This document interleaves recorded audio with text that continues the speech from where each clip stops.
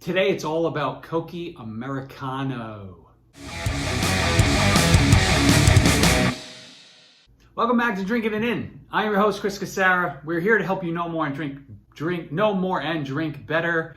Intros are never easy.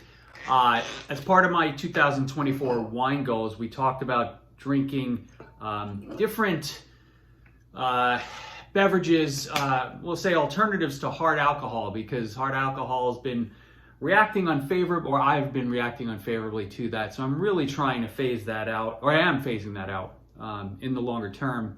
But as part of that, right, and not wanting to necessarily be always in a wine rut, you know, I've always had some vermouth in my fridge, but you know, the more that I thought about it, right, I figured that we should expand the aromatized wine coverage that we do here, but also the coverage that I, have in the fridge at any one time.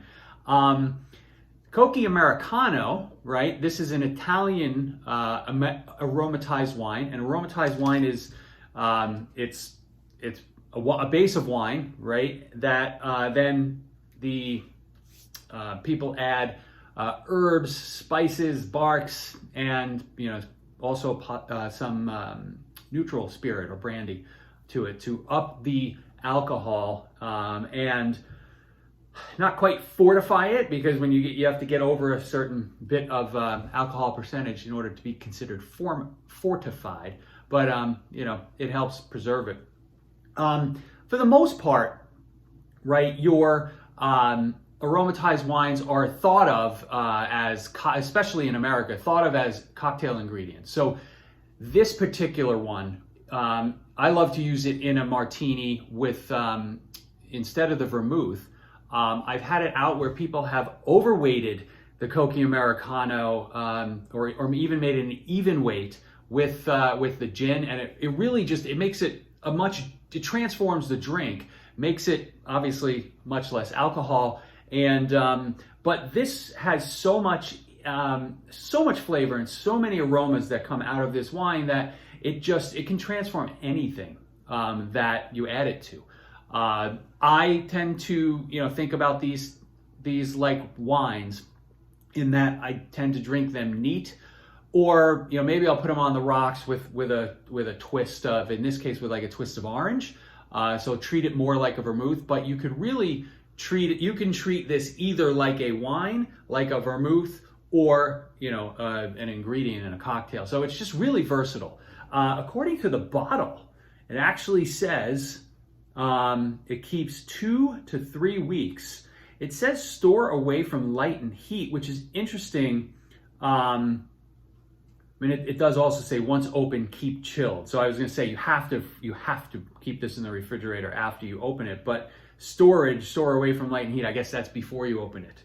And there's actually a spot on the bottle where you can actually write when the bottle was open if you really wanted to be super strict about that. But 2 to 3 weeks, like most of the the dating on a package, whether it's foods or drinks, I mean, you can get away with longer than that. You don't have to throw this out because it's been in your fridge 3 weeks. The aromatized wine police are not going to break in and be like, listen, that Cocchi bottle has been in there for 22 days. You're at risk. Discard it. All right. I'll be doing a video on with the Lillet Blanc aromatized wine, which is, again, another one of my favorites. But it's totally a different experience than this one. So right off the bat, right, you do smell some bitterness. Does that even make sense? Technically, I think you can only taste bitterness, but this smells bitter, okay? But there is a lovely perfumey orange that is like taking over the room, and I'm gonna say it is addicting in some ways. Like, I could literally sit here, smell this wine, and not have a sip, which is kind of cool if you're trying to maybe drink less. Pour this. It acts like a candle. You just sit there, smell it all night. I am gonna taste this. Yeah, it's just perfumey and you know, and just and a real lovely candied orange.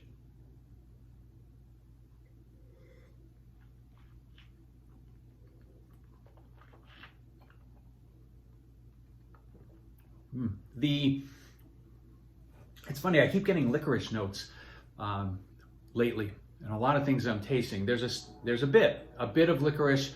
The bitterness is there, but it's not unpleasant. This isn't like Campari bitterness where you just drink it and you're like, I'm gonna need to get used to it. Like, this is a beautiful bitterness that is really well balanced when you consider that there's a fair amount of sweetness, and the orange peel, the candied orange is really coming through.